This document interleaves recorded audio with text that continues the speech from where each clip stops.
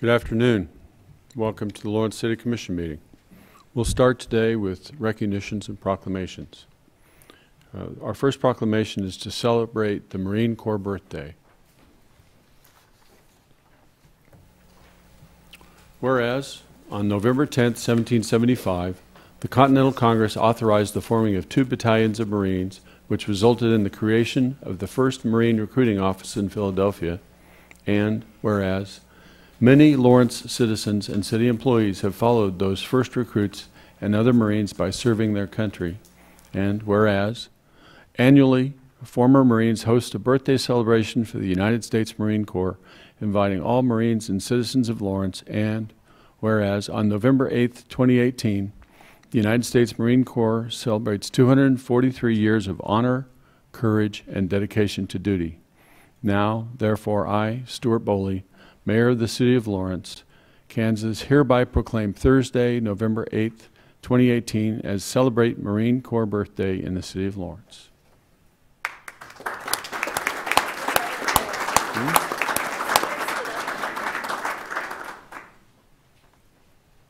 Okay.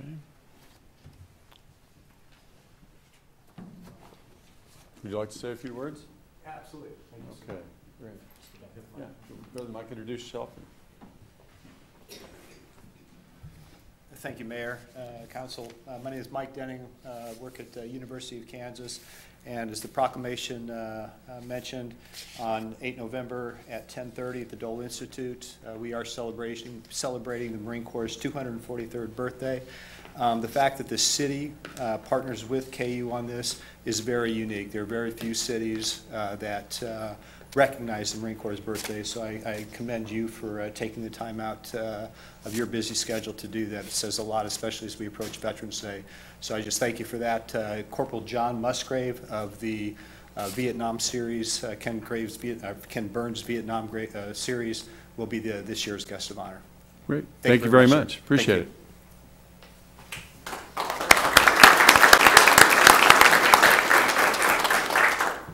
Our next proclamation is Alzheimer's Awareness Month. Thank you so much, Stuart Boley, Mayor Boley, and all commissioners. We appreciate you recognizing this for the 7th year in a row. Tell us who you are, please. I'm Sarah Randolph with Bridgehaven Memory Care. Great. Well, thank you very much. We'll go ahead with the proclamation. Whereas Alzheimer's is a disease that is accompanied by symptoms of memory loss called dementia. Nearly 6 million adults in the United States suffer from Alzheimer's disease, and a new sufferer is diagnosed every 7 seconds. And whereas the dementia-related symptoms that accompany diseases such as Alzheimer's may include loss of mental function in areas such as language, memory, visual, spatial abilities, and judgment. There's no existing cure for Alzheimer's, but promising studies are being led by researchers in our region. And whereas Bridgehaven Memory Care in Lawrence, Kansas focuses on caring for individuals in 4 small and less confusing home-style settings and continues to advocate for better treatments and for a cure. Now, therefore, I, Stuart Boley, Mayor of the City of Lawrence, Kansas, do hereby proclaim the month of November 2018 as Alzheimer's Awareness Month in Lawrence and urge all citizens to extend their support for those struggling with Alzheimer's and their loved ones.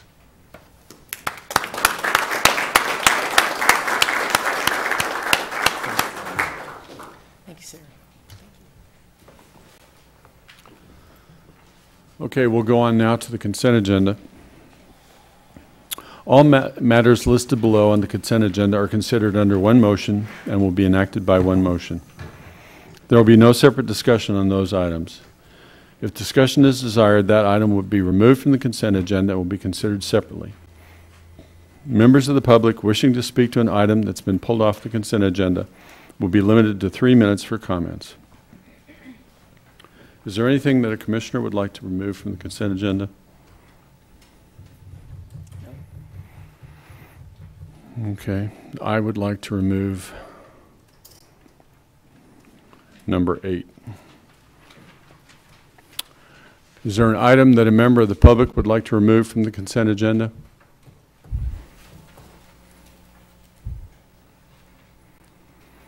Hearing none, back to the commission. move we accept the consent agenda with the exclusion of number 8 and with the addition of claims. Second. We have a motion from Commissioner Soden, second from Commissioner Ananda. Getting ahead of myself here. All in favor? Aye. That's unanimous. Okay, on number 8,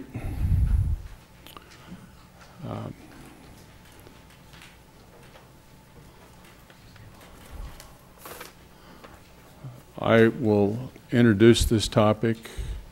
I'm not sure who I'm speaking to, but there you go. Okay. So, in the process of approving this sale, I learned that due to an administrative error, the city inadvertently failed to make its October 1, 2014 interest payment due on some general obligation temporary notes. The city promptly made the payment as required upon receiving notice of the missed payment, and an event notice was filed with the MSRB on November 24, 2014. All other principal and interest due on the city's outstanding obligations payable October 1, 2014 and November 1, 2014 were paid on time. So the essence of this is that we missed a bond payment in October of 2014. My questions are, does the fact that we missed a bond payment affect our interest rates on the bonds that we're approving with this agenda item? And how, other than this required event notice, was the public informed that we missed a bond payment? So those are essentially the questions. It's my recollection that in the official statement, I think there's this comment about this being missed in 2014.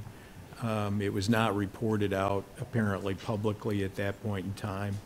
The question was asked, does it have an impairment on our interest rates? I believe the answer was no, it doesn't. I don't know if we have bond counsel here this evening. We do a bond counsel here, and we did, throughout the course of this process, have several conversations with our financial advisor, who, through those conversations, indicated that at this point, interest rates were not likely impacted by that missed bond payment because several years have passed. And it is included in the official statement that the city releases through our continuing disclosure so that potential investors are aware of that. And what was the second question? Well, I mean, did it impact our interest rates, and was there public notice other than this prescribed disclosure? I mean, how was the public informed? Well, I don't know if it was listed in previous official statements. It was. That would be the way that it was disclosed, but that's more, to be specific, that's more, even though it's a part of your packets typically, and in the past it would have been, very few people read the depth of that. The official statements typically are those that are interested in investing in the bonds themselves. They go through those. Their financial advisors go through those. And if there's a statement in there that was missed, that's usually considered the way that commentary would be received. I don't know that it was disclosed as a part of, those subsequent bond issues or not, at least in this kind of a forum. Well, if an event like that happened now, how would it be disclosed? Would it be brought to our attention in a public meeting? I would like to say yes, it would. Okay. Especially if it were timely noticed, and then there would be a reporting out. We would hope to disclose that sort of thing. I would hope that no one consciously would decide not to disclose that. Okay. That's what was on my mind. We could have public comment on this issue.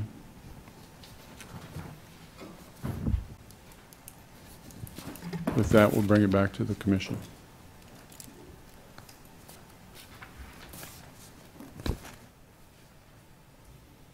appreciate your questions. Looks like it's time to go ahead and I think move you're right. forward on it. It's not affecting the interest rates. That's good.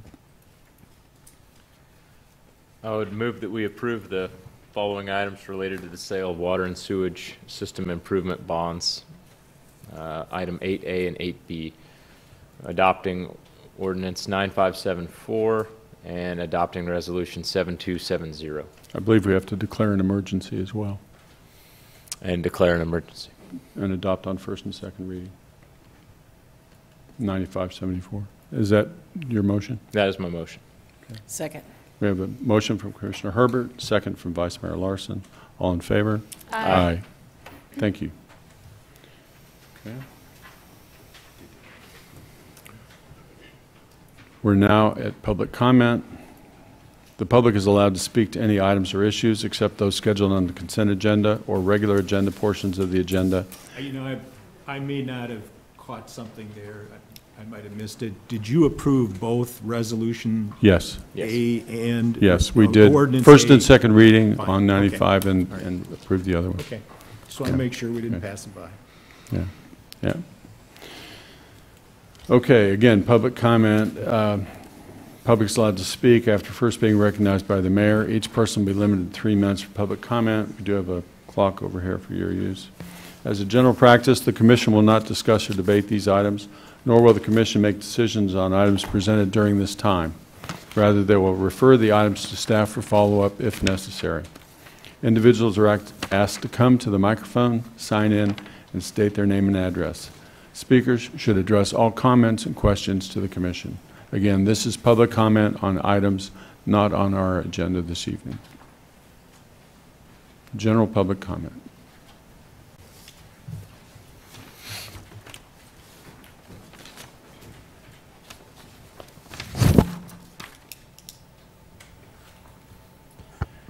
Good evening. I apologize in advance for reading this, but I know your time is valuable and I don't want to risk rambling to make a point. My name is John Blazik, and my wife and I retired and moved to Lawrence 5 years ago. In the past year, I've seen a few articles about taxes in Lawrence. I've been around long enough to know that my taxes will never go down, and I know when we moved here, our taxes would be higher than what we had in Wichita, and we were ready for that. And we still love Lawrence. I know that no one wants to see tax money or public money wasted. We all want the money that we pay in taxes used to benefit the community of Lawrence. We want our city to thrive. My concern stems from discussions from other community members and knowledge I have gained from serving on the Recreation Advisory Board and volunteering at Eagle Bend Golf Course. I've learned that several of our city employees who are in administrative and budgetary decision-making roles live outside of Lawrence. As a matter of fact, 5 of the 9 supervisors in the Recreation Department live outside the city. That means the salary those people are paid is being taken outside of Lawrence, spent on homes, groceries, cars, gas, and taxes in other communities. I'm not a mathematician, but if we assume that we have 10 people in those positions throughout the city offices taking our tax money elsewhere, they could be spending at least $5,000 a year on taxes in their community and not ours.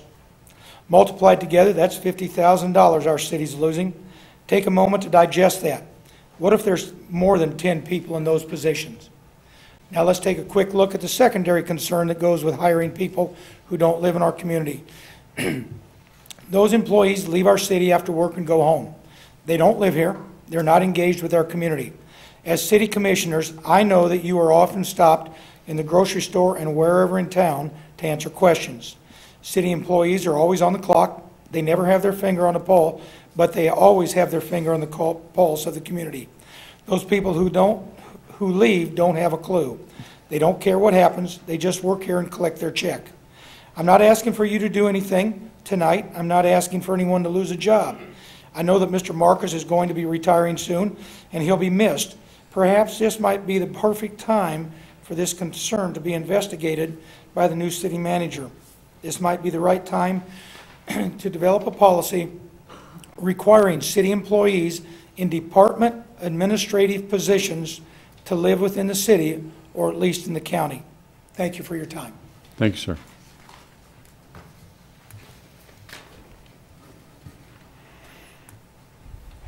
Other general public comment?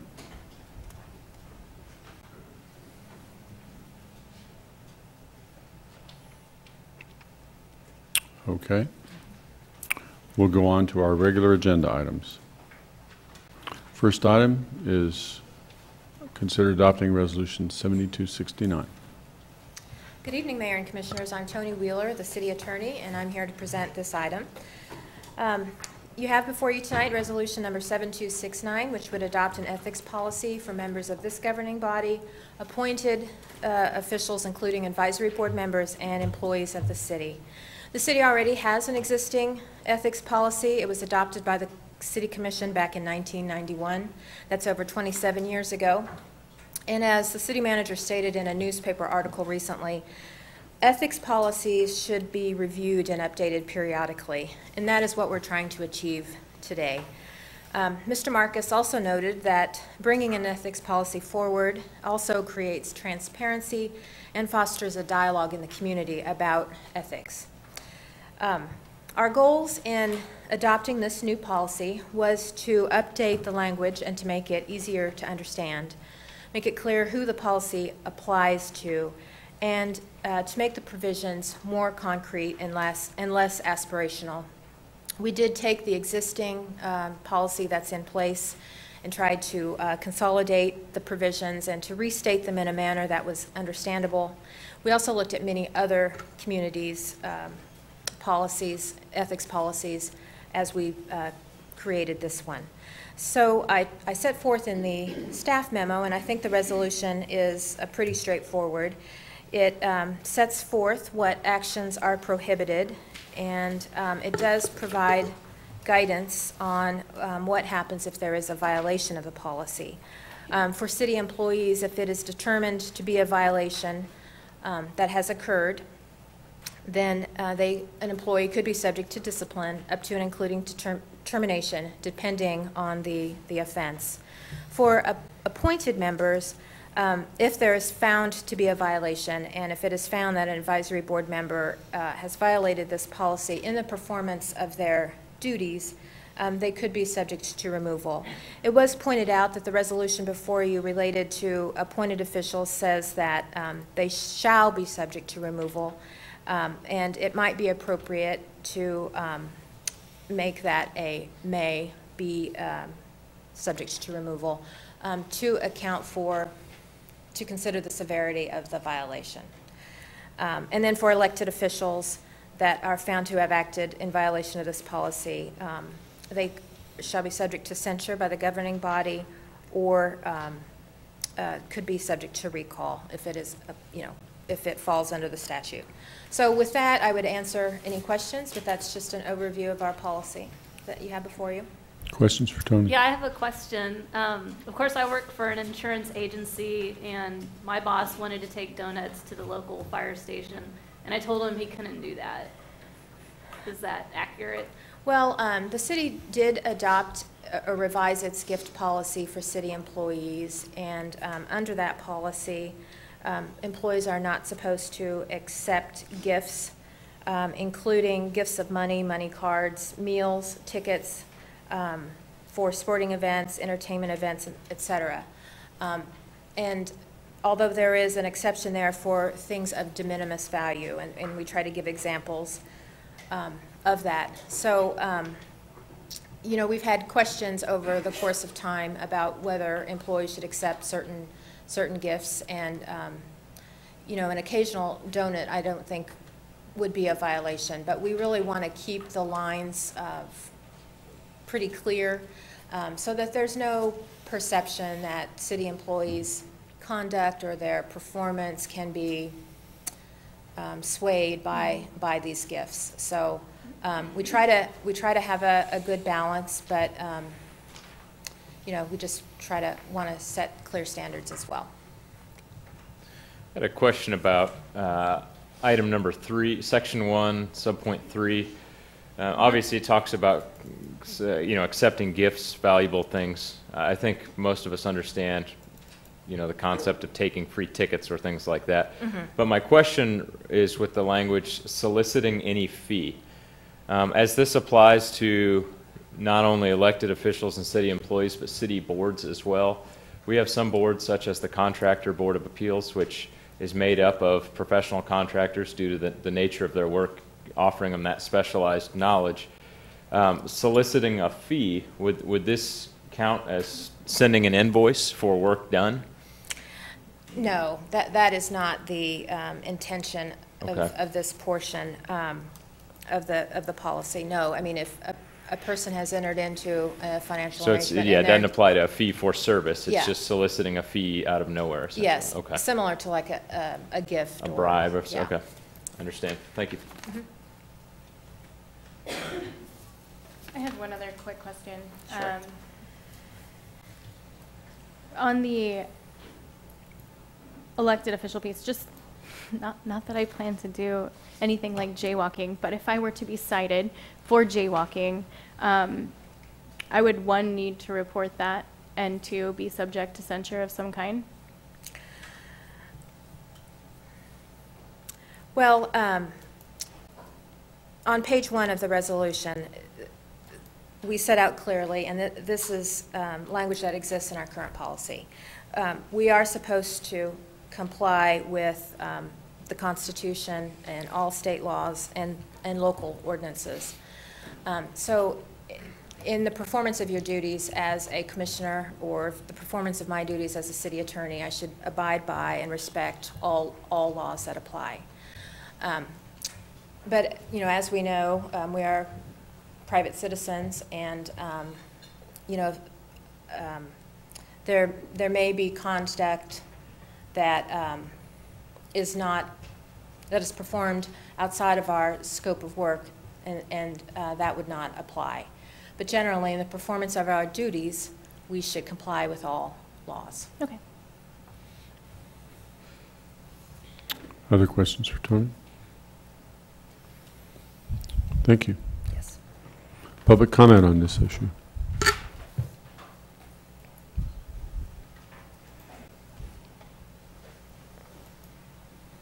Okay, back to the commission.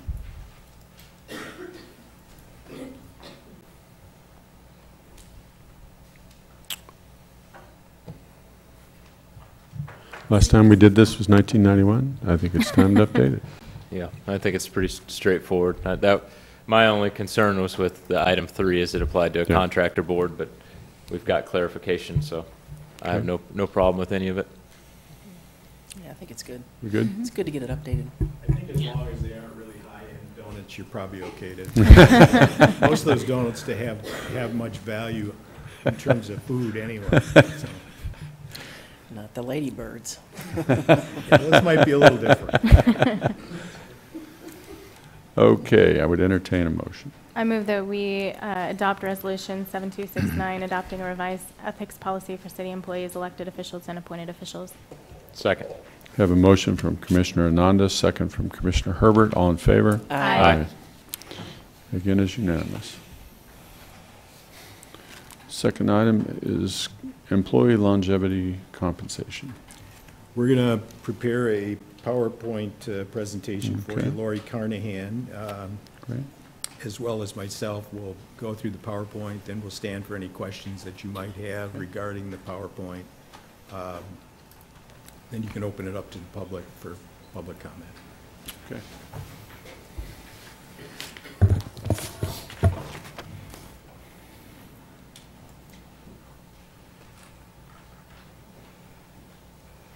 Good evening. My name is Lori Carnahan. I'm the Human Resources Manager with the City of Florence. Tonight we're here to talk about the longevity payments as it relates to employee compensation. Excuse me. Employee compensation in general should align with an organization's values and strategic plan and reward and award employees who perform work in support of the organization's goals. A quote from my professional organization shown here supports such a statement as in developing a philosophy for a compensation plan for any organization. Longevity is a component that we have had in our compensation. It has not been in our compensation program for a number of years. It has been a discretionary payment awarded by the City Commission, considered annually. It's been awarded for most years for decades. I have history going back to when I became an employee with the organization, and it's my understanding that it existed many years prior to that. Over the records that I have in my files, it has been approximately 412 to 597 employees a year receive it, and that was from a period of time when we would have 500 employees up until now when we have 850 employees. The total budgetary consequences for that has ranged between $229,000 up to $472,000 proposed for the 2018 consideration. The criteria for the longevity payments has remained relatively stable over this period of time. It's been awarded for full years of continuous service. It used to be for full-time employees. Now it's both for full-time and part-time regular employees, not our seasonals.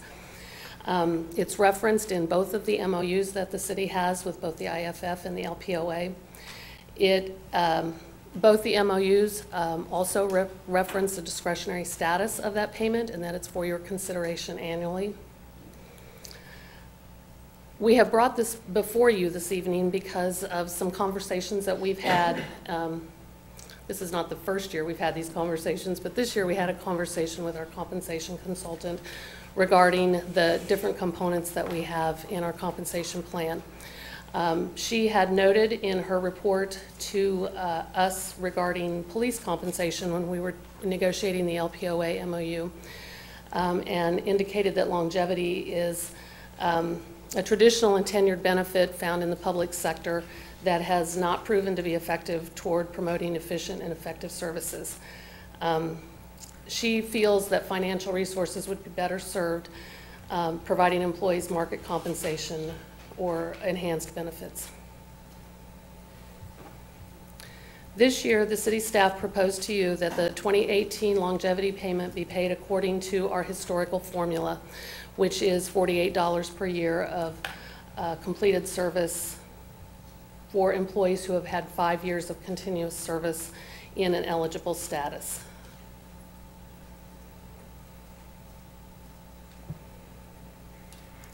We're proposing that beginning in 2019 that we alter the status of the longevity payments. We're proposing that we remove the discretionary status of it and make it a part of our regular compensation program, and we're requesting that for all employees not covered by our MOUs. We would also recommend that we remove this payment entirely for employees hired on or after 1/1 of 2019, and then place it formally in our compensation program and remove the annual conversation regarding it. We would propose that we keep the 5 or more years of continuous service in a regular status, full-time or part-time, but replace the $48 per year of service formula with the formula listed in your memo, which is a flat dollar payment graduated by every 5 years of service. The difference between those two formulas is approximately $64,000 for 2019, all things remaining equal. People will change between now and then, but given on today's employment status, it's approximately that much money for the non-MOU employees. We recommend that that be diverted to other compensation programs that are in support of our strategic plan, either in merit pools or market adjustments. Thank you. I'm open for questions. Questions for Lori? So to be clear, on that last slide, the amount of money we are paying to staff does not change. It's where the money is sent. As Yes, in, the total compensation that would be the $65,000 will remain employee pay. It's just in the form of merit or direct compensation. That's correct. Okay. Somebody had suggested that this might be a plan to deal with deficit, and you can tell that, at least for that part of it, it doesn't create any advantage to the city. Budget neutral, effectively. In terms of dollars. And the other part of that is that when you cap it starting in 19, you're not going to see the benefit of that until 5 years later.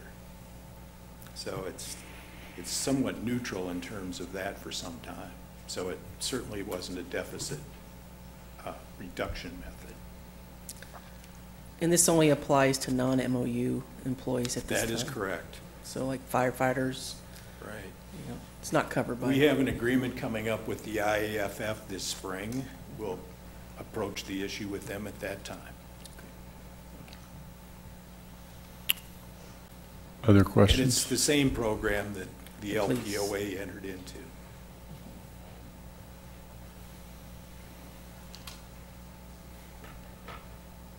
That's it for the questions, I guess. Public comment on this issue?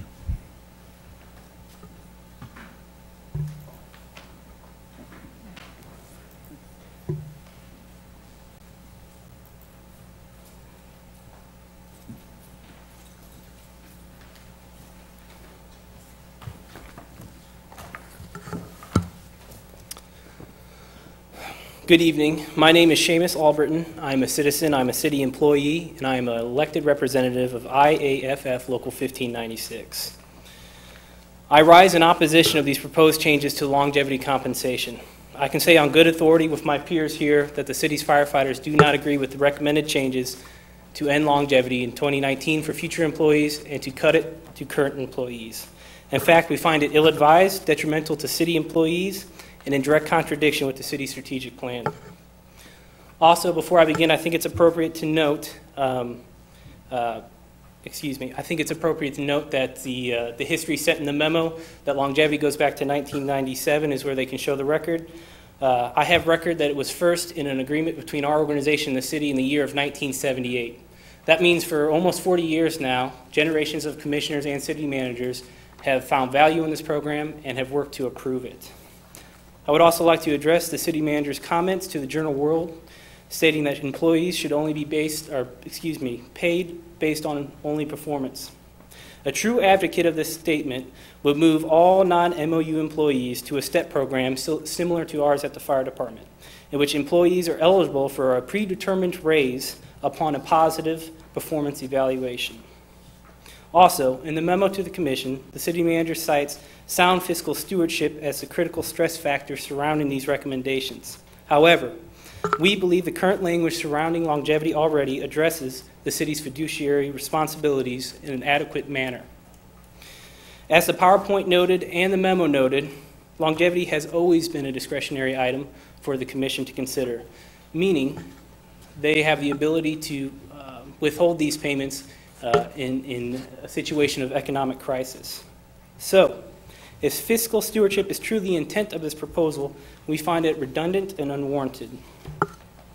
Additionally, the city manager's memo to the commission says these recommendations are made in order to support the goal of aligning compensation strategies with the city's strategic plan and adopted values. We find these recommended changes to be in direct contradiction of the city's adopted values, the specific value of commitment. Longevity compensation has long rewarded city employees who embody the adopted value of commitment. If the commission decides to adopt these recommendations, we believe they are failing to promote the ideals they have chosen to lead by, and furthermore, they are failing to show commitment to employees who have committed to the city. We'd also like to take a second to make it clear that LPOA's agreement with the city on the matter of longevity does not represent our best interest, nor does it represent the best interest of all city employees, as noted in the letter from the ERC to the commission. In conclusion, Lawrence Professional Firefighters, in conclusion, we ask that the commission reject these proposed changes and continue to fund longevity program at $4 a month per year of service. Thank you.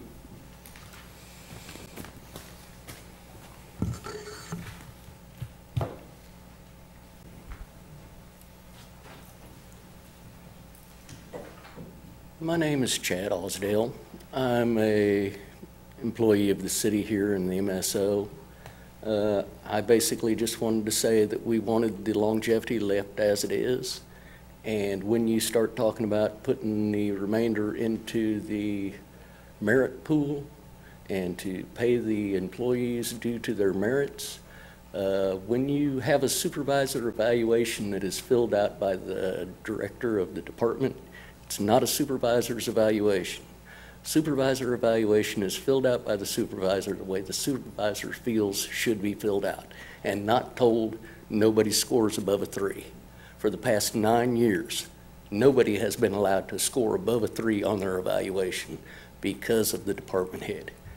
This year, on our evaluations, our supervisors are told by our new director, we will be graded as a 2 next year, and nobody is to receive anything more than a 2 evaluation. I believe this is an ethics violation, and I would appreciate it if somebody looked into it after 9 years. That's all I have to say. Other than, I believe we have the right to federal mediation if we request it for the longevity. Do we not? I'd have to. No, that is not available for employees at this time. No? Appreciate your time. Thank you. Other public comment? My name's Kim Bryce. I'm a city employee. I work for the police department as a civilian, so I am not covered by the LBOA. I was asked to come and speak tonight by coworkers. We just want to point out that merit raises and cost of living disappeared 9 years ago. We do get a little bit unless you're topped out. If you're topped out, you really don't get even a merit raise anymore, and to take longevity away takes away any real incentive to continue to do the jobs that we're asked to do. We're going to do them because we like our jobs and we want to stay. The average worker in the front office of the police department is 20 years. That should say something, and we would appreciate it if you would keep longevity for us. Thank you.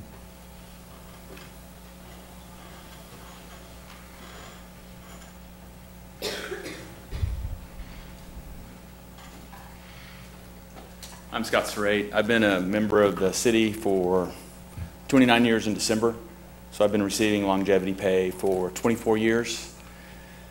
You know, you can discuss about putting it into different funds or merits or all this type of stuff. All I know is that money is money I use for my family. It buys Christmas gifts. It allows me to take my kids out to dinner for a special meal. It allows me to put money into college funds. So it's money that I have discretion to use, and I use it to benefit my family, and the majority of that money comes right back into the city economy. I'm not going somewhere else and spending it. I know where it comes from. I know who it benefits. Thank you. Thank you.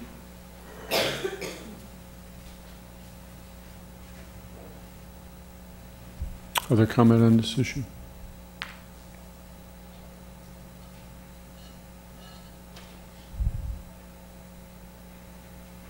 Okay, back to the commission. When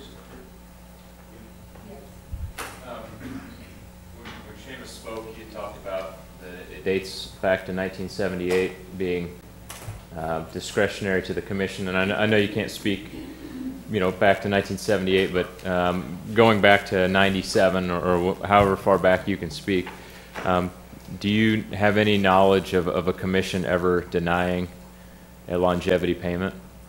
I don't recall it being denied in my tenure here with the city. I recall it being discussed, but I don't recall it being denied. I have a question. Lori, right now it's discretionary. Going forward, will it still be discretionary, or will this more? Our proposal is that it's no longer discretionary, Okay. and that it be placed with our compensation program. All right, thank you. When we talk about, I'm sorry.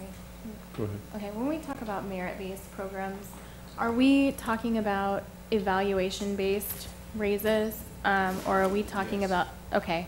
So would there be any opportunity for continued education, participation in programs for activities that individuals can actively pursue in order to guarantee that for themselves rather than it being at the discretion of a supervisor. Does that make sense? So improving their knowledge and skills within the field actively? Well, I think you still want to link it back to the supervisor, and the supervisor's determining, interpreting the strategic plan all the way down through the department, and then trying to, move the department in the same direction as the strategic plan. So I would say to you that that consultation is supposed to be occurring during performance reviews with the employees, telling them what they need to do to improve their position in order to advance. Not just in pay, but possibly in position. Okay. I guess I'm trying to figure out how to ask a question about the quality of the performance evaluations that our management is doing. I mean, if you have a flat, you get a 3 or you get a 2 for everybody, that's not doing what we're expecting for the performance managers. That is not the direction that comes through our performance appraisal handbook. Our performance appraisal handbook has designated that we have a 4-point scoring system, 0 to 4 points, that standards are to be set high to get a 4. A 2 is considered effective. So if I'm doing my job as outlined in my job description and I'm doing a good job at it, I should have a 2. Anything above that, a 3 or a 4, would require, a 3 would require higher than a good job, and I believe we call it commendable, and a 4 to me would be some extraordinary performance, some very, very high level performance. So are we communicating with the employees what's required to essentially hit those levels of performance? We have trained our managers when we rolled out the program, and we use our portions of our quarterly supervisory training program to discuss setting expectations, setting goals, setting standards for employees and what is required of them in order to attain effective performance or greater. I'm sure that there are individuals that we could spend more time with and improve their performance as supervisors, but as a whole, I would say there is a good knowledge. I'm sorry, go ahead. Do we have directors that are limiting the scoring, like was discussed by Chad, that says you can't score more than a 3 regardless, nor than a 2? Is that being done? I do not know. I would want to be able to talk with our directors and get back with you on that response. I think it would be a good idea. Okay. I was curious if someone got a 2, if that means they're not eligible for a raise. Do you have to have a 3 or 4 to get a raise, or? No, it is a graduated. It's the pool, the merit pools that we have are graduated on what you get in a merit increase. I am not aware of any of the pools recently or ever where if you have effective performance overall, you are not receiving a merit increase. Well, I would say that with the caveat that if you have 2 or more individual categories where you're scoring below effective, you can be removed from the merit pool. And some new hires, when we make the job offer, we indicate that they will not be a part. The job offer salary is at a level that we feel is appropriate for the next several months, and they would not be a part of that year's merit pool. People hired like right now for January's award would probably not receive January's merit. It's hard to evaluate performance in 30 days. Do we have regular cost of living increases? We do not. How about the merit? Somebody had indicated the merit has gone away. Is that true? The merit pool has existed since the implementation of the pay for performance system and the elimination of the step system for the primary pay plan, which is everyone other than those covered by our MOUs. It has varied in amount. Sometimes it's 1%, sometimes it's 2%. It's rarely gone above that. It's been 3% a couple of times. So when it is low, that's not a lot of salary increase, a 1% salary increase. When you're awarding more of it to the high performers and less of it to the average performers, the average would be very low. So you think we need to fund it more? We're currently, we have the consultant that I referred to in my presentation is doing not only the market survey that we had for our LPOA negotiations, but also for the entire city. Those results are in draft form right now, and they will be on site Monday and Tuesday to meet with our directors and with the city manager. We are evaluating, we asked them to evaluate our position in the market, our pay grades and individual salaries. And so that report is forthcoming. We hope to be able to implement as much as we can with the resources available for the January 1 primary pay plan. It sounds like we need to be concerned about funding the merit pools and the market adjustments. Is that Yes. your point? That is my point. And this is a way to do that by shifting resources from longevity to the merit pools and the market adjustments. Well, it certainly doesn't put any more money into the total compensation Right. program, but it shifts it from one method of payment to another. Exactly. More money entirely would help some of those low years. Right. Yeah. So is the merit pool different than just a straight-out pay raise that we authorized in the past? Is that different? Is that a different pool of money? For us, in the primary pay plan, that is the mechanism available for a pay increase. It is the sole mechanism that we use currently for increasing salary, unless you're promoted or your position is reclassified because your job duties have changed significantly. There has been in past pay programs something that we call a general wage adjustment, which is an increase to pay ranges and an increase to salary that comes at the beginning. Generally, it's been paid at the beginning of the year or at some designated time during the year. That money was all rolled into the merit program, and we adopted that program, and we no longer do that. So when a position caps out of the merit-based increases, it's because they've reached the high end of the point of the market value rates for that position. So in order to increase that salary, they would either need to add duties or seek a new position. Is that? Seek a new position or take on duties that would be significantly different in pay. Taking on more job duties doesn't necessarily increase the pay grade, but taking on more complex duties or duties that require more skills and abilities, those might constitute a reclassification into a higher pay grade. Okay. How many employees are we impacting, the non-MOU? There is, I think, 400. Just generally. it doesn't Yeah, have to be generally exact. there's a little over 500, 400, 500 that are a part of the longevity program. Some of those people, by using a flat dollar amount, may receive a few dollars more. If I'm just hitting the 5-year mark, I'm probably getting a little more with this program, but if I'm at the 9-year mark, I'm probably getting a little less, and so on and so forth through each step, capping it at the 20 and above. Those who are very long tenured employees here will likely see the largest cuts in their longevity checks going forward. But again, the money that's cut will be put into a pool for...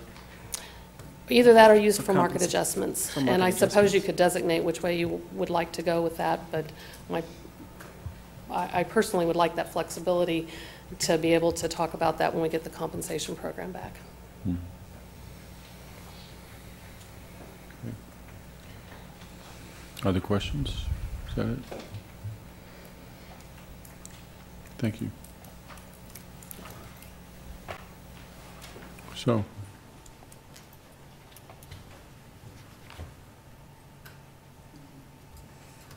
You know, there is a very strong economic development quotient that we assign to payroll. As John in public comment mentioned, having employees in his comment live outside of the county it's good to keep the dollars local. So having bonus pay at the end of the year does have an economic development element, I guess I should say, to it. I'm not sure it incentivizes people to live in the city. No, I wasn't Yeah. saying that it does. Yeah. I'm just saying in general Yeah. that when people get a bonus, as Jeff mentioned, at the end of the year, then they spend it on gifts Yeah. and dinner. For me, one of my concerns with the existing policy is the discretionary nature of it. I think it's a little bit disingenuous to tell an employee that we have a program that compensates you at X value, but only so long as the political winds blow the right way for you in any given December.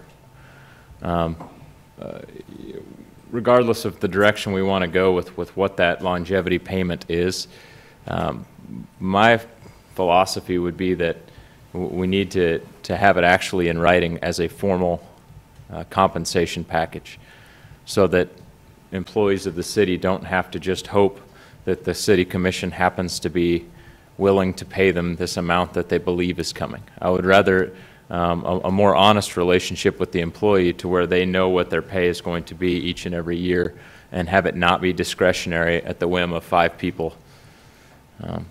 And to me, that's one of the advantages of the program that's before us, or the change that's before us, is it carves it in stone, and it takes away our ability, frankly, to take away their funds. I can agree with that.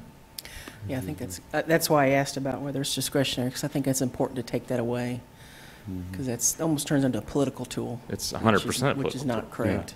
Employees shouldn't have to rely on that. I am a little concerned when when Chad got up and spoke about department heads limiting the scoring ability for merits or for raises.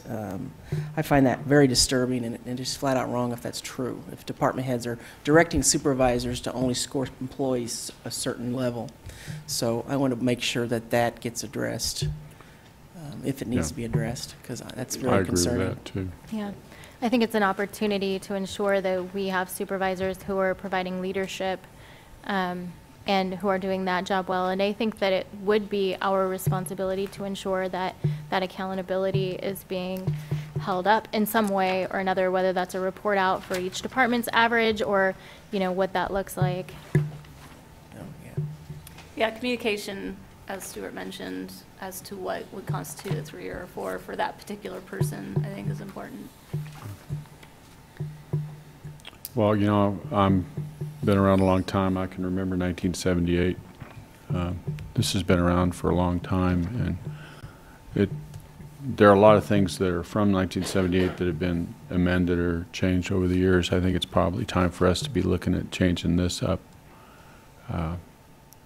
I think we have to pay attention when our experts say that we need to make sure that our compensation plans align with our strategic goals, and that what we're doing, traditional tenured program, isn't doing that.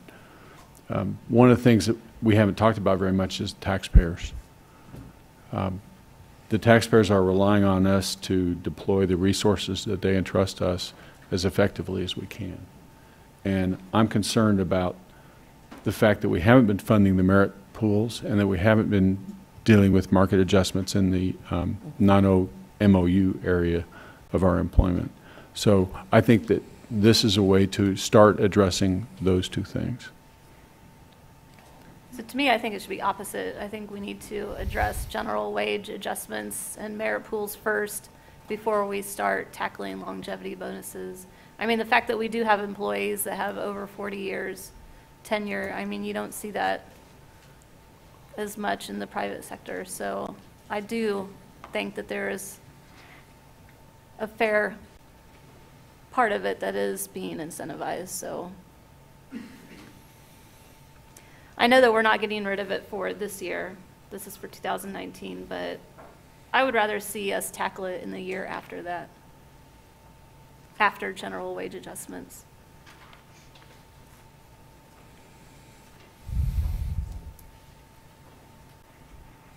So does that mean we're going to be seeing those wage adjustments at all this next year? Was that what I'm hearing you're thinking? See that during the budget discussion every year. Yeah, no, yeah. But not as a general wage adjustment, no. What we have talked about through the budget process has been the merit pool dollars.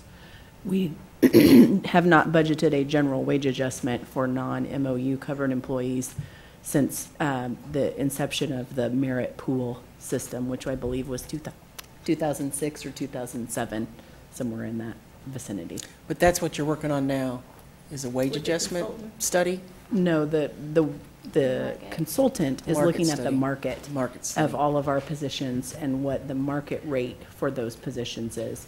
They'll come back with recommendations on adjustments that we need to make to particular individual positions or classifications of positions to make them more in line with what the market is paying for those positions.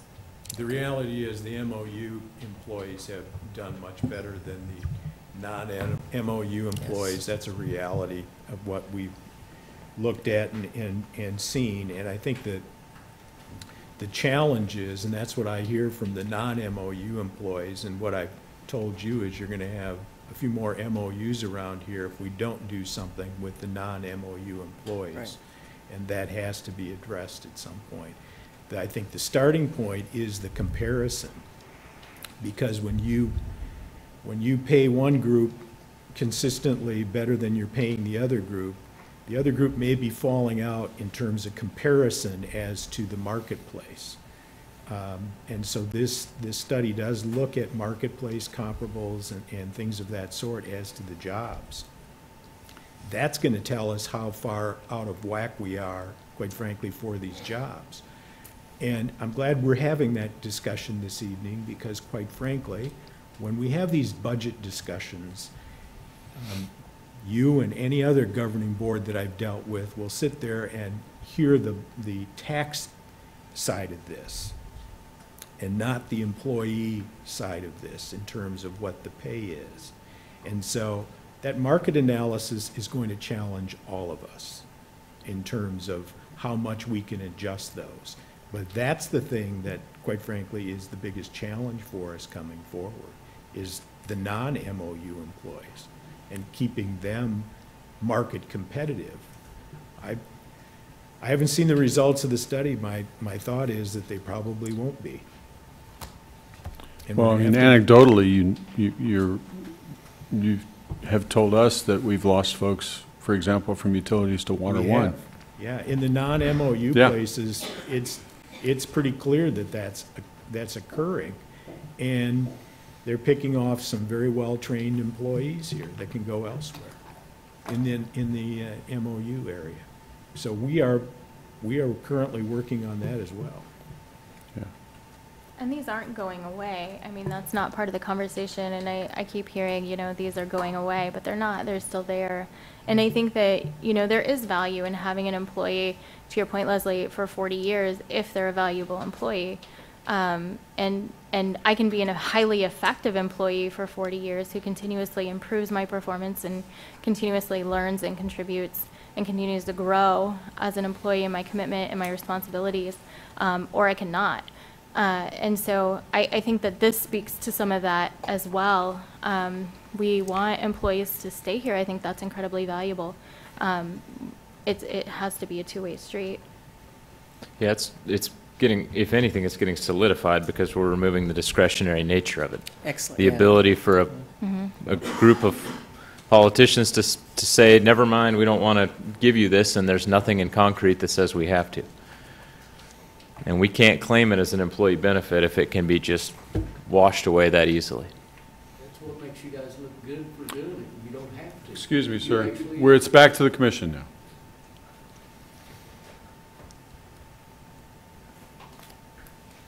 I just think the timeline is off, that we need to prioritize the market rate adjustments first before we start tinkering with future benefits, salaries, whatever you want to label this as, merit pool. Well, we approved the MOU with the police department that essentially put this in. So there's some value in being consistent across our organization. True.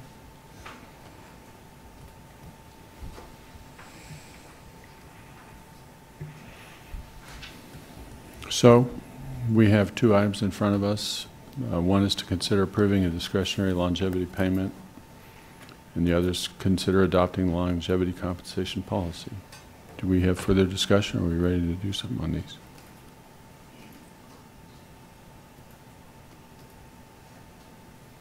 Perhaps we should tackle them one at a time. Right, I think we should. Well, I'd move that we approve the discretionary longevity payment in December 2018 to employees that have completed 5 or more continuous years of regular employment as of January 1 of the current fiscal year. Second. We have a motion from Commissioner Soden, second from Commissioner Herbert. All in favor? Aye. Okay, the second item. I move that we adopt the longevity compensation policy effective January 1st, 2019. Second. We have a motion from Commissioner Ananda, second from Commissioner Herbert. All in favor? Aye. Opposed? Nay. It's 4-1 with Commissioner Soden opposed. Thank you. We should give people a moment to leave. Let's take about 5 minutes.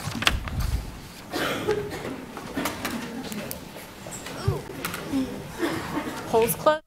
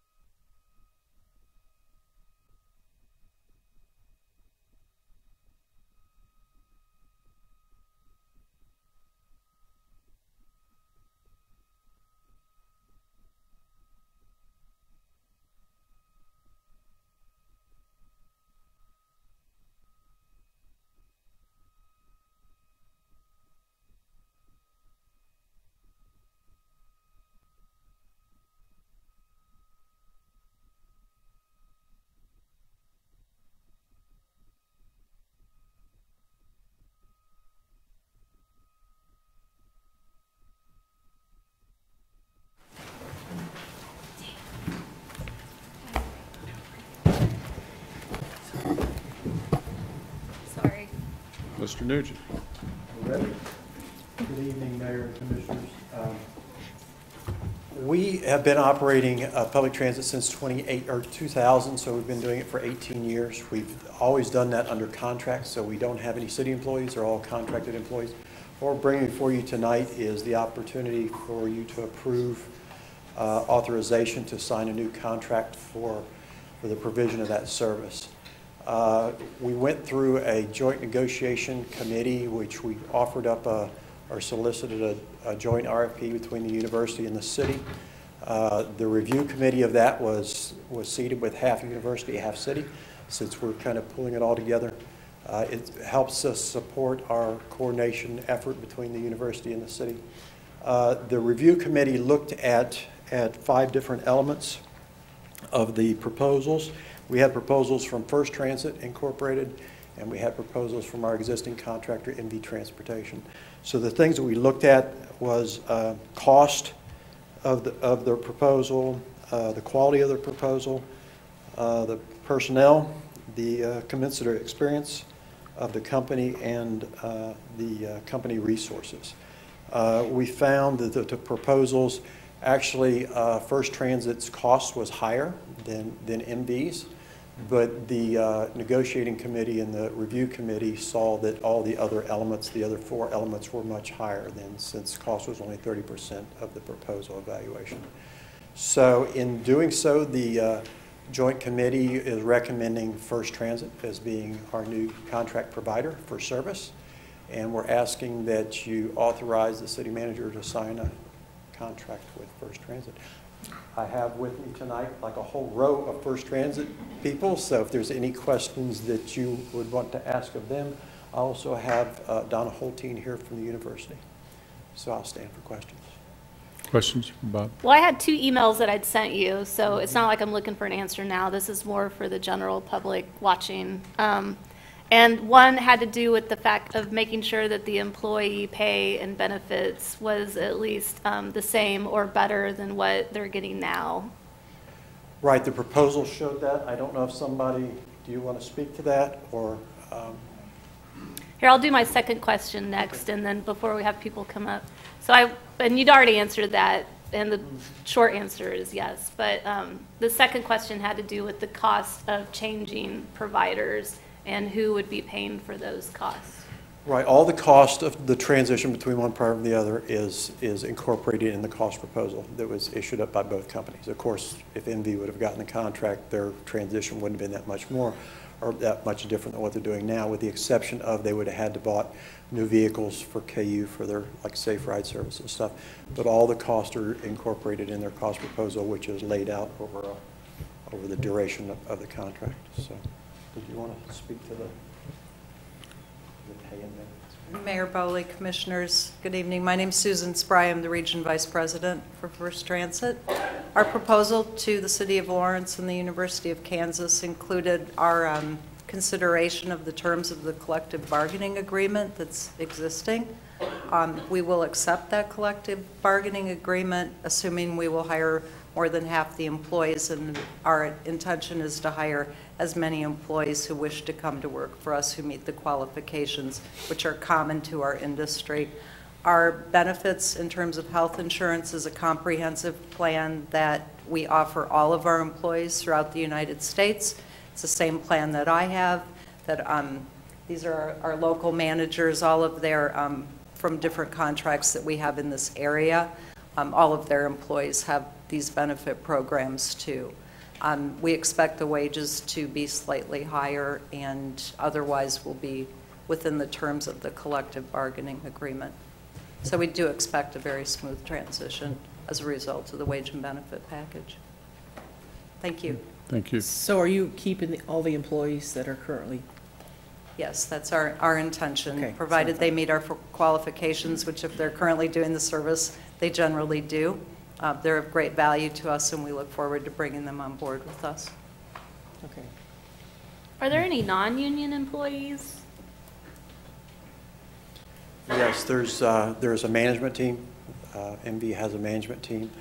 All the management team has also been talking to First Transit about a role that they might be able to play in the transition or as employees to the company. There are still some open positions within First Transit. And So their that pay and still may benefits will be the same or better? Yes. Other questions?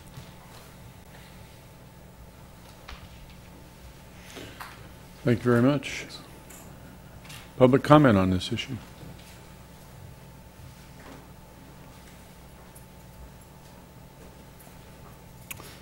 Okay. Back to the commission. Comments? I guess I'd like to say thank you to the team that worked all this stuff out. We appreciate the cooperation between KU and our transit folks. It's a great collaboration. Thank you for being here, Doc. I appreciate your efforts to help those that are currently employed remain employed through the period of the transition. It's a tough way to lose a job, so I appreciate anything you can do to make that not happen. Yep, that would be great.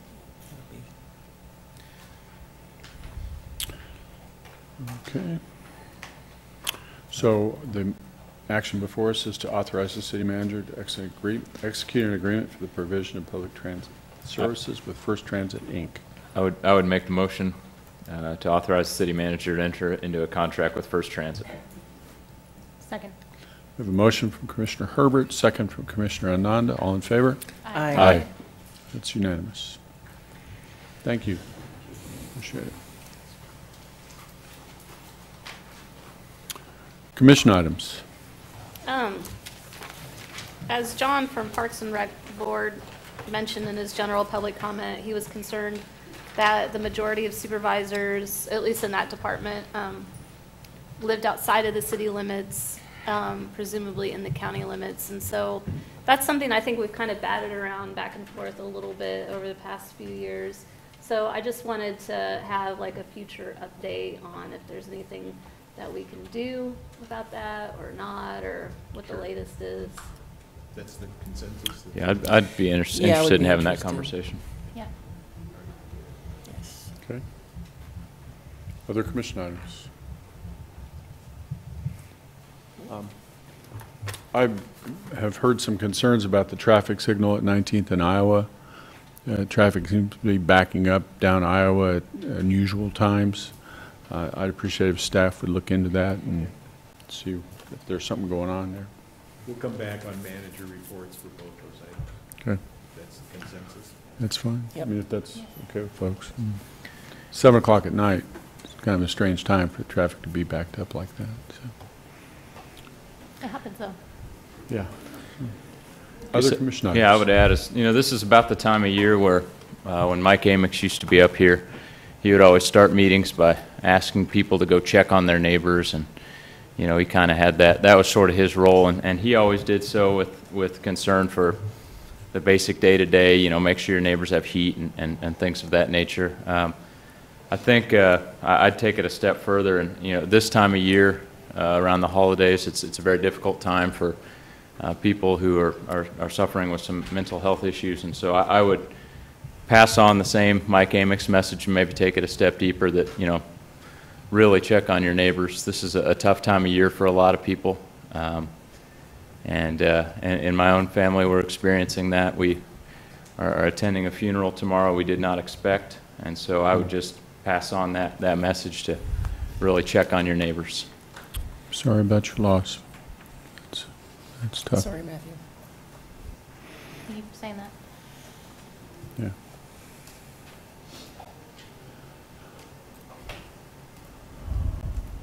Okay, we'll move on to the city manager's report. Ready? You did say city manager report. City manager's report, yes. Okay.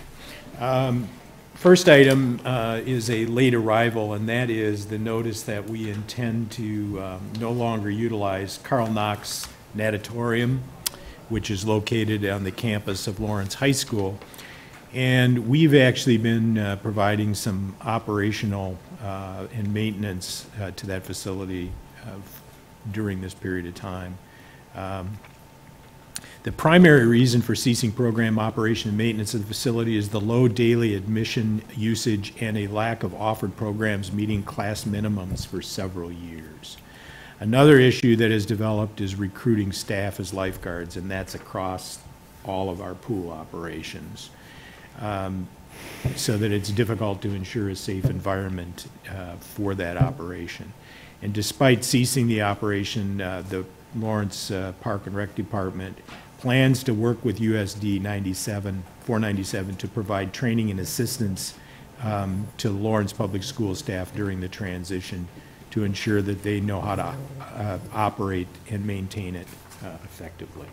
So I want to make sure you knew that.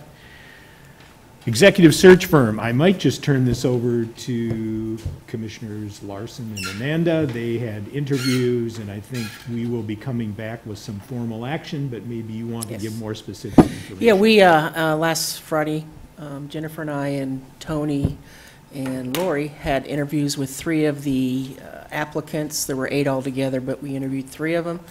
And they were all, seemed to be really well qualified, but I do believe that, we all believe that one really stood out, and that was the Ralph Anderson Group.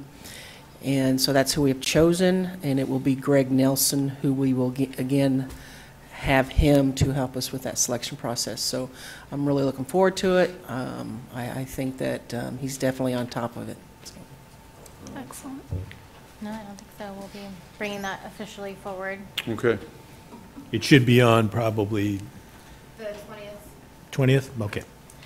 We'll have a contract for the full commission to review and make sure that all 5 are in agreement. I just want to note for the record, I was not in that meeting, and we'll attempt to stay out of all of that process. Yeah, I didn't name you on purpose because you weren't there. I will encourage any and all to apply that, you know, approach me. Definitely. So you'll be going to a couple of meetings here pretty soon. Yeah, You'll have a chance to. Yeah, I'll encourage people if they approach me to put an application. Definitely. So, I have nothing but positive views about this role and how and what a good opportunity it would be for a candidate here. Both internal and external, by the way. Good to hear. Okay. Employee relations policies. One is, what we really did is both of these are addressed, but somewhat cryptically in the current employee policies. And so what we've tried to do is add more specificity to the guidelines under both employment of relatives and fraternization. And, you know, you can point to incidences, I suppose, over the years. I just think that these are 2 items that probably need to just be kind of kept an eye on, and what we've really tried to make sure of is the avoidance of any kind of supervisor oversight of a family member. The other thing I'll tell you we've done in here, and this is a little unique in my history of writing policy, and I thought Tony did a very nice job crafting that particular provision, and that was, if in the discretion of the manager there needs to be a amendment, not an amendment, but maybe not a complete compliance with the suggested policy, that the manager would come to the city commission and expose that determination so that that's completely transparent. Mm-hmm. So that while you're kind of while I'm locking in these policies, I'm also creating, hopefully for the next manager up, I hope not to deal with any of these issues while I remain, that there is a program that, you know, and in the discretion of the manager, and that's what these hiring decisions are, that if there's something that's, you know, maybe needs to be looked at a little differently, that would come and be transmitted to you so you could see it publicly, and that would be no. We also have an update for you on the police department body camera program update. And there is a kind of a timeline of the things that have happened and will happen. On July 1st, we hired the technician that will oversee the implementation of that program. In August, we had vendor, the products actually were demonstrated by the various vendors. The selection of vendor finalists to move to testing and evaluation was in September, And the testing and evaluation period is going to be starting right about now and run through February of 19. I think we have 3 or 4, if I recall, companies that we will be trying their equipment in various conditions, and we will be working with, people that the department works with so that they can observe the equipment and look at it and see how that goes. We'll select a product next March 2019, and we expect to have full implementation of the program sometime after, but certainly in the year 2019. I think the methodical approach to this is really critical, because I think even though a number of these have been implemented around the country for a fair number of years, I think the technology has advanced, and I think retrieval is going to be an issue, and there's going to have to be some policy discussions about those things as well. But that's all being worked on. I just wanted to make sure you had an update on that. Tom? Yes? Can I ask a quick question? Sure.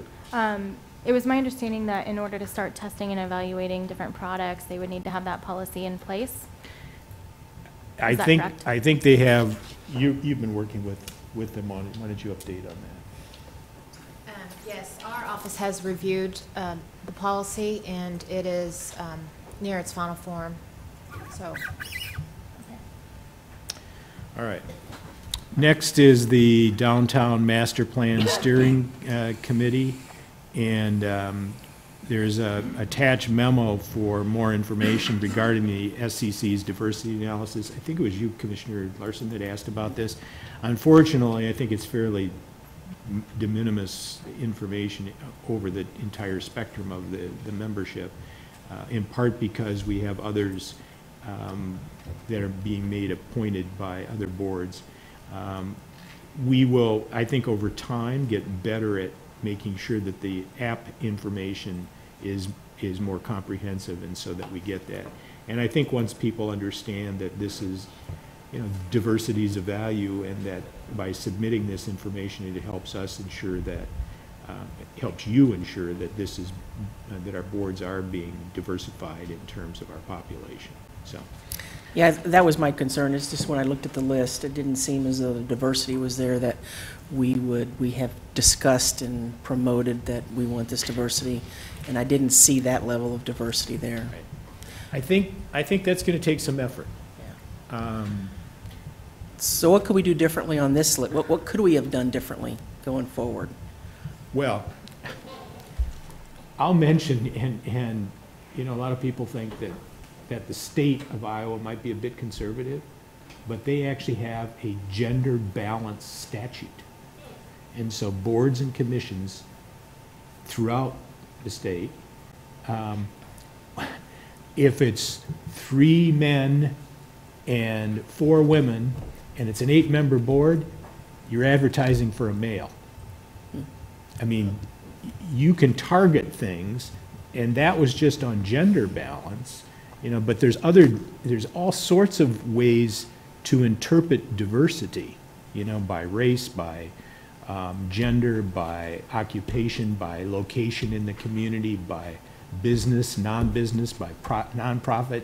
I mean, there's all sorts of things that you can characterize. What I would tell you, though, is when you give appointment positions to some other organization, I think you are losing some of your ability to influence that diversity.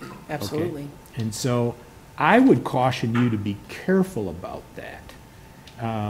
Over designating, groups that get to make an appointment to these. I believe that was done by staff, though, wasn't it? Probably. Yeah. We accepted the staff recommendation. Yeah, we did. Yeah, but you asked me in retrospect. Yeah. Those are some things Maybe I would something think about as we create new boards and commissions, which you clearly will. Sure. You think about that.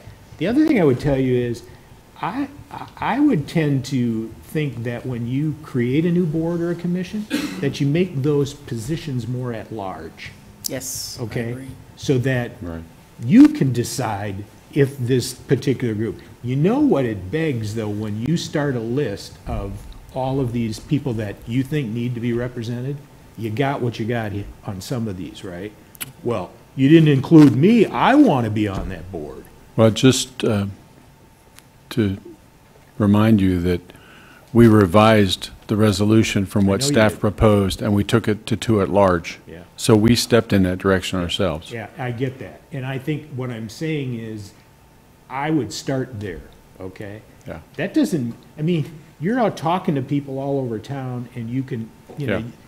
if you're gonna try and ensure diversity, you've gotta have control of the appointment. And I guess my comment to staff is, let's please not forget this next time that staff brings a recommendation on how we do a board. Yeah. I think that knowing that you want a diversified representation, you're gonna have to use your influence on those things. Yeah.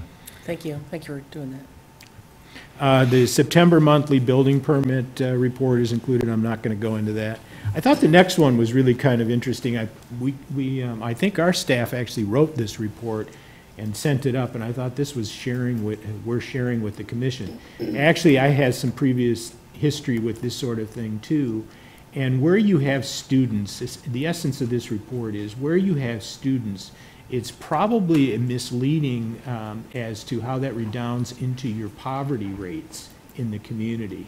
And I think the estimate here was that following the removal of college students, the poverty rate decreases 8.8% to 13.5 from 22.3. And I can tell you that's what we found as well. Actually, there's a retail consultant that goes around the country and describes the hidden income of college towns. And basically what he markets is that that's a misleading number, okay? Because many, not all, many of these kids come with a connection back to home, which is a conduit of cash for them, which then suggests that while they on their own tax returns might show they're in a poverty level, they have parents supporting things, and this retail consultant uses that kind of information to sell to retail outlets that might want to locate in your community. So I think that's valuable information, and I think you got to keep that in mind when you're evaluating what and where in terms of that poverty rate, what that actually means in the community. You have to kind of understand that that might not be the entire picture. Not that there isn't true poverty here, okay? It's just that you want to make sure you're targeting the right areas. Tom, does that take into account the growing number of non-traditional students in both graduate and undergraduate studies with families and working families, or first-generation students like me, for example, who didn't have that invisible line? Yeah. We have to dig some deeper. This is actually a census tool that they announced, and we latched onto it and thought it was very interesting for our community and all the others you see in our table. Yeah, I think it's interesting. I'm wary to make a blanket statement. I'd kind of like to know what was included and what was discounted. Mm-hmm. Well, I would think that it wouldn't just be that connection to home, but it'd also be student loans that aren't going to be showing up. Student loans probably in there. There's got to be some ratio that they use to demark that number. So. Yep. Well, Scott has some staff that are really into this, so I would presume that they could get to the bottom of it. So. It's a formula I don't like to look at too often, so we'll see if there's a part of that we can discern. Jennifer, it sounds like both you and I need to reach out to our parents and find out where the conduit cash happened? breakdown is. Well, sometimes those pipes break. Yes. There was at least a leak. Infrastructure. Yeah. All right, so the next issue is the Joint Legislative Transportation Vision Task Force, and I'm going to jump over the staff action and beyond staff, support for state spending on transportation programs and projects, support for project selection based on safety, operations, and economic impacts. And Keith Browning will be talking on the summary of how all of this is going to be testimony to be given on November 8th, 2018 in Olathe. Written testimony prior to the meeting will be submitted to the Kansas Legislative Research by November 2nd. Keith will be talking on state programs and their impact on the local system, both Dave Cronin and Keith. The summary of how the South Lawrence traffic way has impacted the local economy and how finishing the west leg should be a priority given the increased traffic from the recently completed west leg. Jonathan Marburger is going to speak to that. And a summary of economic impacts directly related to transportation investments is going to be delivered by your own Commissioner Herbert. So it's kind of an interesting group that will be presenting that testimony, and obviously in the long run, we really do hope that west leg does get improved. Every time I go on it, I do have safety concerns the way that is laid out right now, and so I'm sure the state's taking a hard look at it too. We've unfortunately had some events of late to really highlight that. Yeah, exactly. All right, next was the city-owned streetlights. This is just as a way to say, you really don't need an ordinance. We are making the conversion. That is the direction, and in fact, it's being implemented. So, that question came up. A lot of times, I think our public thinks that, well, this has to be ensconced in some sort of legislative fashion for it to happen. It's been directed, and if it changes, my public comment is, we will come back to the commission for that discussion before it changes. Right, Brandon? Okay. Dave? Yes. All right. So the next one is the Lifeline program expansion proposal. And I had a comment on that as well. Staff recommends maintaining the Lifeline program as it currently structured in 2018. The commission asked us to look at this. The recommendation to expand the program will be brought forward as part of the 2020 budget. Unfortunately, we didn't get to it in time for the 19, but the direction is back to staff that they need to have this discussion and come up with a recommendation showing what the costs and potential impact is of changing this up. So you'll see that as a part of your budget proposal, which, by the way, we will be starting on just after the first of the year, as we usually do. So it's not that far off, as you know. All right, future agenda items. If I can find it. Public hearing on the 20th, public hearing on the vacation easement for 1201 Connecticut, public hearing for a sidewalk dining, and the strategic plan update. On December 4th, the transportation policies, neighborhood traffic management, complete streets, comprehensive right-of-way ordinance, including right-of-way permitting and special event permits, and alcoholic beverages ordinances. In terms of work sessions. Tom? Yes. We previously, I think it was Commissioner Herbert, asked about when we were going to be looking at the animal control ordinance.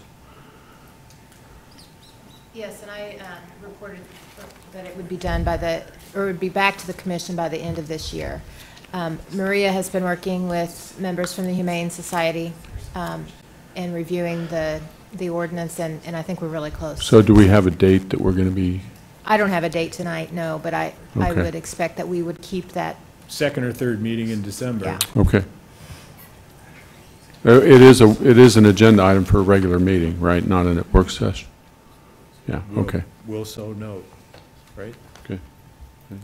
All right. And then on the work sessions, downtown camera policy and fire medical agreement will be up on next week, Tuesday. We just staffed this issue today and had a lot of conversations about trying to explain it. The first thing we have to explain to you is there's an anomaly of numbers. So bear with me. The original agreement for the fire medical services was a split of about 25% would go to the county to pay, and 75% would go to the city to pay. The amount of money that the city contributes to the total county tax collections is 75%, and it's 25% for all areas outside the city. What was the other one? Calls for service. The calls for service, okay, are 75% city and 25% outside. Opposite. No. Yeah, there's 25, about 25% Yes, that's what it was. 25 fire, 75%. It's just a coincidence of numbers, but I wanted you to have a full week to think about those numbers, because when we start talking about it, you're going to go, okay, which one is this? The 75-25 this, or the 75-25 this, or this? It's just an anomaly. It just showed up that way. And so it's going to complicate the conversation a little bit, but Diane's going to head up our team to negotiate. My understanding is Sarah from the county will head up the team on the other side. Obviously, our fire service will be involved. So that's kind of where that's headed. That's a big issue, I think, that we've been talking about for some time. Presentation from the Chamber on the economic development activities in the Lawrence Community Shelter update will occur on 12/11/18. I did sit in on a meeting today that was called by the United Way regarding the Lawrence Community Shelter. They're struggling, obviously, with the challenges that face them. I pointed out some of the concerns that I've been made aware of by individual city commissioners. I pointed out to them some of the things that we thought needed to be initiated that had been suggested in the past. I said, you know, the whole community, city and county, is concerned. This is a valuable service. We want it to be successfully operated. We think that there is a big discussion that needs to take place. You recall Commissioner Boley had been embedded to some degree in the community shelter and had made recommendations, and they had gone through, one of the requirements for future funding was a strategic plan. They came back with that. They've gone through a recent significant board change. They've gone through an executive director change, and I think they're all trying to find their way. Eileen Horn, by the way, is serving on the board, correct? Correct. And so she was at the meeting today. County representative was there. So it'll be an interesting conversation. I told them some of the things that I'd suggest that they consider in making their presentation to this commission, so that they start to think about those issues and address those issues. We talked about, you know, who's the primary, you know, outside funder. We had a brief conversation about the mortgage issue. So there is a transition going on there, and yet the resources, I think, are stretched to breaking. Okay, so we need to be part of the conversation. I'm not suggesting that we're necessarily this much or no part of the resolution of how it gets figured out. But I think this community probably needs this service, and we just need to figure out, and they need to figure out, how that's going to be successful. So, and that's not to suggest that we don't think that way. I thought some of the comments and suggestions that Commissioner Boley had made when he was embedded were right on target. But apparently, because of the transition, some of these new board members and the new staff didn't know about them. So we're updating them on those things, all right? Anyway, that's all I have. Okay, thank you, Tom. Public comment on the city manager's report? Okay, calendar. So our next meeting, is at 5 o'clock. Tuesday? Tuesday. Why is it at 5? Executive session. Oh, okay. We're kicking off with executive session. Oh, and I forgot to mention, John, thanks Commissioner, Vice Mayor Larson and Mayor Boley for coming to our ribbon cutting. Need to add to the calendar Friday, November 16th. That is the Just Food Harvest Feast event. It is a ticketed event, and I'm going to be serving as MC that night, so I don't know if any other commissioners are going to be there, but it is closed to the public from the standpoint of it's a ticketed event, so I do want to make sure that gets on the calendar if anybody else is going to be there. I'd like to add to the calendar on November 17th. There is a community conversation on race at the library from 10 to 12. And I bring that up because the last one they had, which was a week or so ago, there was 3 of us there, so Yeah. it'd be a good idea to get it on the calendar. So are 3 of you going to the Just Food event? No. No. Never mind. No. I gotta go to the basketball. I've got a ribbon cutting on Thursday, the 8th of November. It's at the Best Western Hotel near Rock Chalk Park. I think all the commissioners have received invitations to that ribbon cutting. Oh, that's this Thursday, that's right. Yeah, it's That this was the event. Thursday. I don't think see it was on a the ribbon calendar. cutting? I don't think it was, thought it was just a dinner or something. 5:30 on Thursday at the Best Western Hotel. Here, I have the card for It's a grand opening. Vice Yeah, it's a grand opening. I won't be there. Mhm. I won't be there. Okay. I'm assuming There's an event at the library at, So I didn't, again. I don't think there's 3 for that. Consensus Okay. that more than 3 were going. there's a but library just event wanted to confirm. at 6 o'clock that same day, so I'm going to be there for that. I will also be there for that. So Yes. that's The library event. Okay, so Yes. there's the 3. That one is Yeah. Thursday, It's at At 6 6. o'clock. November 8th at the library, 6 o'clock. Yeah.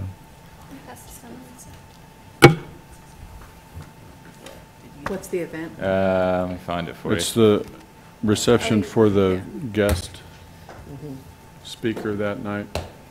NNEDI.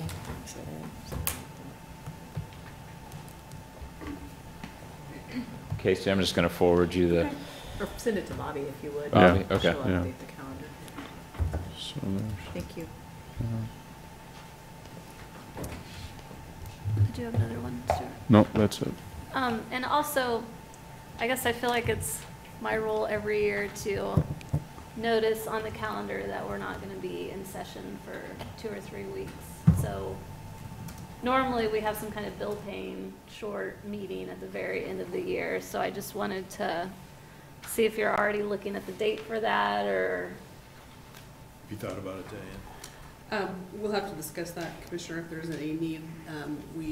We kind of anticipated that we would look at that if there were items that required a meeting to get with you all.